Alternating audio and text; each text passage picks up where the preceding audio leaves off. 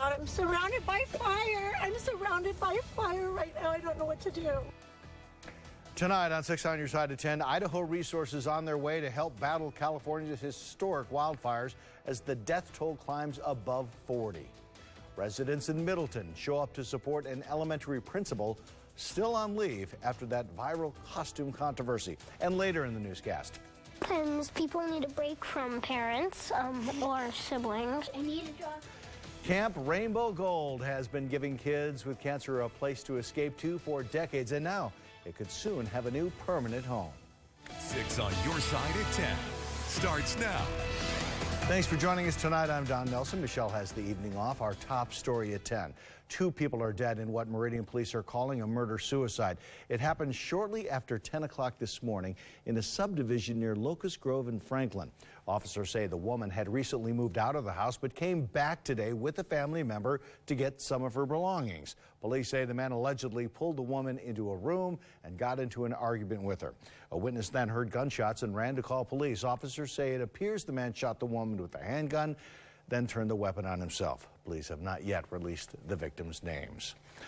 A full house at the Meridian School District School Board meeting tonight. This as many attendees showed their support to the elementary school principal who remains on leave in the wake of that costume controversy that threw the school into the national spotlight. As 6 on Your Side reported, multiple staff members donned offensive stereotypical Mexican costumes while others dressed up as border wall with the words "Make America Great Again" across the front. Photos posted on the district's Facebook page went viral. 6 on Your Side's Anna Silver has the very latest. That's right, Don. In the wake of the incident, 14 staff members were put on leave. 13 have since returned to the school, but the principal of Middleton Heights Elementary is still on administrative leave. Tonight, that administrative leave was approved by the board. Now, several community members spoke passionately in support of the principal. One in particular spoke for a considerable amount of time to give, as she says, the staff and teachers a voice. We stand behind our staff, and we want all of them to be back. They don't deserve what happened to them. We certainly feel their frustration, wanting to know more, and I get that. We've tried to put out information that, once something becomes a personnel matter, I mean, it really becomes something that you can't share. I mean, people have rights, and it's something that we need to deal with privately. Now, there was no decision and no timeline made on the principal who is on administrative leave at this time. And of course, this is a story we have been closely following for you from the very beginning. You can find our complete coverage on our website, 6onyourside.com. Live in studio, Anna Silver, 6 on Your Side. More news coming up in just a second. We check in with meteorologist Scott Droval. Boy, those temperatures, they drop fast, don't they? It was like 27 when I was on dinner break. This is crazy. Sun goes down, bang. Yeah. It's kind of what happens in the winter. If we had snow on the ground, we'd be going to 0 every night. I mean, it's that cool air mass that's overhead, and it'll likely get reinforced over the weekend as well. But this weather pattern has been very stagnant, which is one of the reasons why the California wildfire situation continues to go on, because of the fact that the pattern's not changing and they continue to have the wind. Let's take a look at the almanac showing what we had for the high temperature today. A little bit below average at 47, normally at 50. 70 was a record high. That'd be nice. I was looking back at the Snowmageddon year. We had 69 degrees once in November, so it was mild. November really has no bearing on the rest of the winter, just to keep that in mind. 26 this morning for the low in Boise, but many places hit the teens this morning. And the fountain show was on the Meridian, at the village at Meridian, at the top of every hour. It's beautiful conditions out there. Went out there this weekend. It is very festive. It is cold as well. At night, those temperatures plummeting. You see it right here. We had temperatures today, 27 degrees this morning, but the clear sky through most of the entire day. Just a few high clouds. We'll get a few more clouds during the day tomorrow. And when you look at the temperatures tomorrow, I'm expecting a high right around 50 degrees. So we're going to warm it up just a little bit, up to 53 degrees during the day on Thursday. Now, there is a chance of some snow in the Treasure Valley on the charts. It's starting to show up. I'll tell you when I expect it to maybe make it here coming up. All right, thanks, Scott. Historically deadly wildfires in California, devastating communities from the north all the way to the south. The death toll now surpassing 40 people, with hundreds missing and thousands of homes destroyed. ABC's Natalie Brunell has more. No relief in sight for firefighters battling the raging Woolsey fire. There's been a flare-up right here. The howling winds fueling new infernos. This one off LA's 118 freeway coming dangerously close to traffic before being contained. That county ship is going to try and lay down some water along the freeway. This seems to be the hot spot right here. In Malibu, the aftermath resembling a war zone. Multi-million-dollar ocean view real estate gutted. Even celebs like Gerard Butler revealing they lost homes. Welcome to my home in Malibu. Everybody was so busy, and so many houses were, there's not enough fire department to go to everybody. In Northern California near Chico, the Camp Fire's death toll continues to grow. Residents of Paradise, which now looks like a hellscape, sharing terrifying close calls. The fire was above us, the fire was below us, and on either sides. We were totally surrounded. More than 200 remain unaccounted for, loved ones fearing the worst. It's gone. Everybody I know lost everything. It's real sad. Officials saying there's no such thing as a fire season in California anymore. This is not the new normal. This is the new abnormal. And this new abnormal will continue. A red flag warning has been extended through Wednesday, and winds will be shifting south towards San Diego, where we could see gusts of up to 70 miles per hour. Natalie Brunel, ABC News, Oak Park, California.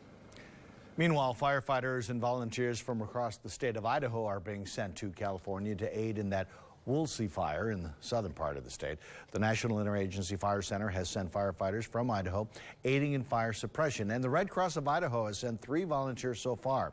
Those volunteers are setting up shelters, providing disaster and spiritual care. The Idaho Red Cross has plans to send more volunteers out the door over the next few days. We had to pull over 3 or 4 times on the freeways to let emergency vehicles through, and then there was fire engine after fire engine after fire engine. I'd never seen anything like it, and helicopters in the air and smoke. It was just heart-wrenching. And if you want to help out, you can make a financial donation through the Red Cross. You can also donate blood. Cybersecurity, suicide prevention, strengthening families, and overcoming drug addiction. Those are just 4 of dozens of topics Idahoans can learn more about through free resources available at BSU. 6 on Your Side's Karen Lair joins us in studio with the details in tonight's installment of Finding Hope. Well, Don, the Idaho Radar Center, located on the Boise State campus, offers free information to Idaho residents about drug and alcohol use, abuse, prevention, and treatment. Funded in part by grants through the Department of Health and Welfare, they hope their resources will help Idahoans struggling with addiction find hope. Club drugs, cocaine and crack, hallucinogens, heroin. Videos, pamphlets, fact sheets, and statistics. This is our shipping and receiving area. Yeah. All readily available at the Idaho Radar Center for anyone to browse and even take home. Everything that you see in this building is free. All the print resources, all the print materials. We have a lending library, so we've got DVDs with workbooks that we lend out for a 3-week period. With the opioid epidemic claiming more lives than ever, the Radar Center hopes to educate students and others in the community about the dangers that come along with experimenting with drugs. If we can educate them on the risks, then hopefully we can head this thing off before it turns into a problem for them.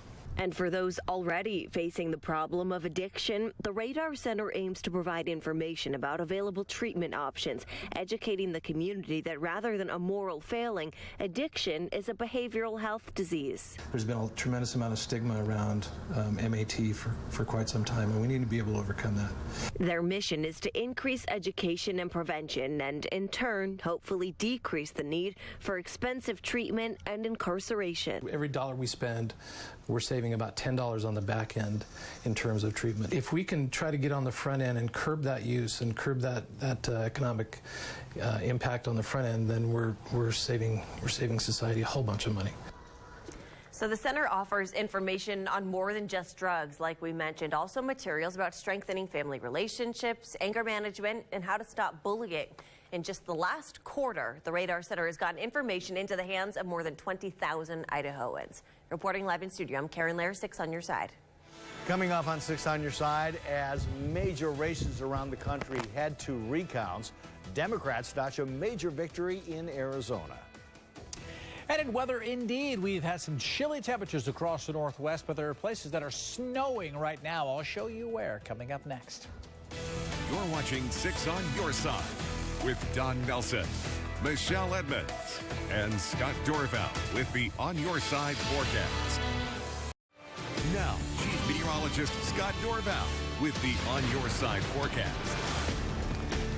We haven't seen too much of a change in our weather over the past week, and I don't expect much of a change coming in this week as well. You look at this weather trend. I wanted to show you this graphic because while we hit 47 today, we see this temperature climb up to maybe 53. But then look at all these 50s here, right through the weekend, all the way up to the 22nd of November. Now, typically right around that Thanksgiving break, we start to see the change in the weather pattern across the West, and I think we will probably see that. So will there be a big storm for the big travel day?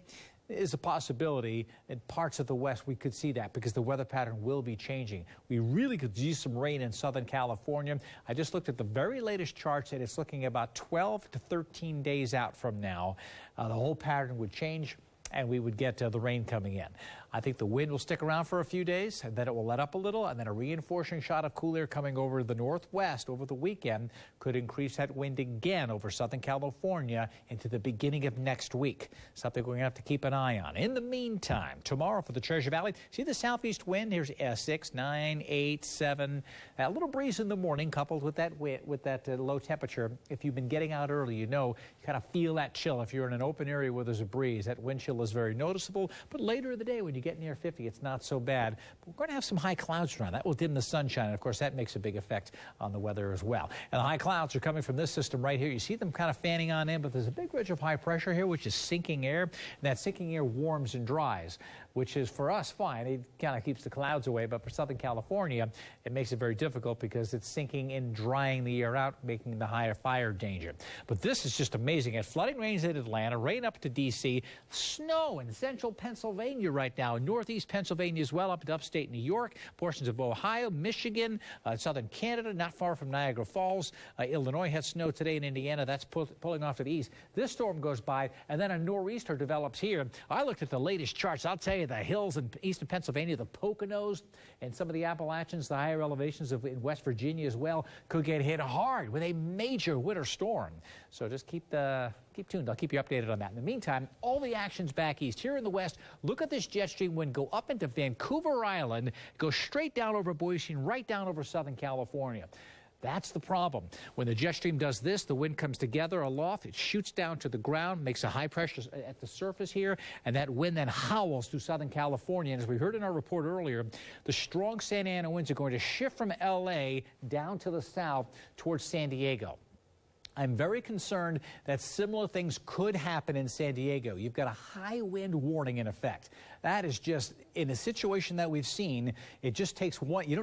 There's no lightning that's causing these fires. These are human-caused fires, and if one pops up, it will explode just like the other ones did. And so keep that in mind. Air quality alert to the north. Los Angeles, the high wind warning in effect here, but it's now favoring southern sections towards San Diego as well. Here's all your smoke around San Francisco. Very poor air quality, and all that smoke from the fire near Los Angeles is pushing down offshore to the south. So the perimeter of the fire is just west of Los Angeles that we've been showing you in here. It's burning on the east side right now, the Simi Valley right in here, the 110. That's the dramatic video we showed you, the helicopter going by overhead as the fire was going, as cars were moving on through.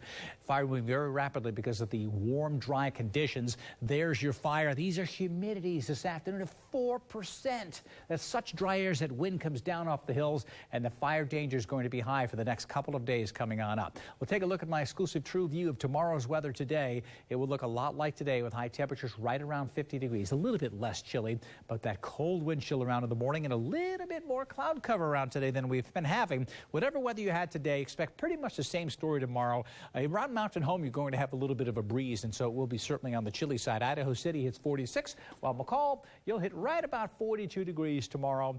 Teens in the morning, just kind of waiting for that snow to come back in. There could be some snow showers in McCall on Friday night, Saturday morning, but it'll just be a reinforcing shot of cooler weather for us and keeping the dry pattern over Southern California for at least 10 days. Not out of the woods by any means. No, not at all. All right, thanks, Scott. Superhero fans, California could use a few superheroes. They have them in the firefighters tonight. But the superheroes, they're mourning the death of a comics legend tonight. Stan Lee was the visionary behind Marvel Comics, including iconic heroes like Spider-Man, the Hulk, X-Men, Iron Man, and Thor. An attorney for his daughter says Lee died in a Los Angeles hospital. Stan Lee was 95 years old. Still to come on 6 on Your Side. It helps kids that are going through treatment to have something to look forward to. Camp Rainbow Gold is close to securing a new permanent home to give kids something to look forward to for generations to come. We'll tell you about it after the break. 6 on Your Side at 10 continues now. Sometimes kids battling cancer need a place to forget about their illness and just be a kid. That's what Camp Rainbow Gold has offered for years. And now it's expanding and moving to a more permanent home pending a 90-day period of due diligence. It's a story 6 on Your Side has been closely following for you. Jessica Taylor has the latest in our continuing coverage. Kids like Desmond and Reagan Baker enjoy going to camp for many reasons. Sometimes people need a break from parents or siblings. Sometimes kids need a break from cancer. Desmond was diagnosed with a rare type of cancer when he was 4 years old. When they're going through treatment and you can't stop them from hurting and you can't stop them from being sick and you can't stop them from missing the birthday parties and stuff. She was able to give her child a fun escape. Desmond attends Camp Rainbow Gold, a nonprofit organization which serves children diagnosed with cancer and their families. It helps kids that are going through treatment to have something to look forward to. Now they can serve more families. For the past 10 years, Camp Rainbow Gold has been vetting properties to make their permanent home. They think they've found it at Soldier Mountain Ranch. It has a lot of the buildings we already need. It has ponds and trails and plenty of room to do activities on site. The $1.3 million purchase spans 150 acres and has 21 cabins. The executive director says the area is centrally located, so families from the Treasure Valley, Magic Valley, and Wood River Valley can get there with ease. We have a growing need to serve more families and children, and to address that, we came to the conclusion we were going to need to find a different site. The new home means more kids like Reagan can attend the camp as well. We know that in the past they've had to turn away people that wanted to go to sibling camp because they didn't have enough room. The kids that look forward to going year after year. I got archery medal and then a horseback riding medal. Have more room to play and forget about their illness. Jessica Taylor, 6 on Your Side. The executive director tells 6 on Your Side there's already a bit of confusion over the new location, and she wants to be clear that the area being vetted is not the ski hill. We'll keep you updated after the 90-day waiting period ends. Another much newer local organization is helping vets. Idaho Backcountry Veterans makes it their mission to take veterans out hunting and fishing with the goal of helping those veterans heal from wounds of their service. The group started in 2017 and makes an effort to rebuild that troop-like camaraderie using the outdoors as a platform. It helps reconnect veterans to make sure folks do not feel alone. Absolutely. If that's our goal, is to reach as many veterans as we can, because I really honestly believe that it makes a difference. It's made a difference in my life, that's for sure. 100% of donations made to Idaho Backcountry Veterans goes towards helping vets. If you are interested, you can find out more information at 6onyourside.com. Coming up, a dramatic upset in a razor-thin Arizona Senate race as voters await recount results in Florida. A major victory for Democrats in Arizona tonight. Democratic Representative Kirsten Sinema officially declared the winner in a hard-fought race for the seat vacated by Republican Senator Jeff Flake. The win makes Sinema Arizona's first female senator and flips a seat that the GOP had held for 24 years. Elsewhere across the country, more than a dozen races remain too close to call. That includes the Senate and governor's races in Florida, where a mandatory recount is now underway. ABC's Elizabeth Herb has more. The battle over ballots in full swing across Florida. With ongoing protests outside election headquarters and legal fights brewing inside courtrooms. What we are asking the court to do today is to remove any doubt. This emergency hearing in Broward County on Monday ending with the judge saying he sees no evidence of wrongdoing. The two sides in Florida's Senate race have filed lawsuits with just over 12,000 votes separating the current governor Rick Scott and Democratic incumbent Bill Nelson. The race for governor also tight, just within a half percentage point. That margin triggering an automatic recount for both races, and President Trump tweeting claims of election fraud without evidence. The evidence is that Rick Scott and Ron DeSantis have won. In fact, Andrew Gillum conceded on the night of the election. Democrat Andrew Gillum did admit defeat on election night, but he has since rescinded his concession, and his Republican opponent Ron DeSantis is not backing down. Voters in Florida, in the meantime, continue rallying, chanting, all voices need to be heard. Every vote should count. Every vote should count, regardless. We want to make sure all ballots are counted legally. Election workers in Florida have until 3 p.m. this Thursday to complete the recount by machine. Now, if the margin of victory at that time falls under 1/4 percentage point, then the law calls for a recount by hand. Elizabeth Herr, ABC News, New York. After a brief meeting today, the board of College of Western Idaho has officially requested a recount. This after voters narrowly rejected a proposed $47 million planned facilities levy to build a new health science building on the main campus in Nampa. The measure failing by an incredibly close margin, just 0.04%, or roughly 144 votes. We know that the need for health care is increasing. Right now, just in nursing alone, the Department of Labor tells us that there's a need for 1,600 new nurses each and every year in the state of Idaho. If the recount comes out in favor of the health science building, College of Western Idaho hopes to use the funds to help continue expanding the health care programs for the school. Here's a live look from our camera atop the Red Lion Hotel, part of our Toyota Dealers Tower Cam network. Scott's back after this. All right, heading out the door tomorrow in the Treasure Valley will be another cold start. No surprises, pretty much the way it's been. It's already cold. There'll be a few extra clouds around, a little bit of a wind chill tomorrow. You leave east of Boise, you'll feel a real good cold wind chill in the morning, but still decent amount of sunshine tomorrow. It'll warm up a little bit tomorrow. Yeah, in the afternoon. In the afternoon. All right, we'll see you back here tomorrow.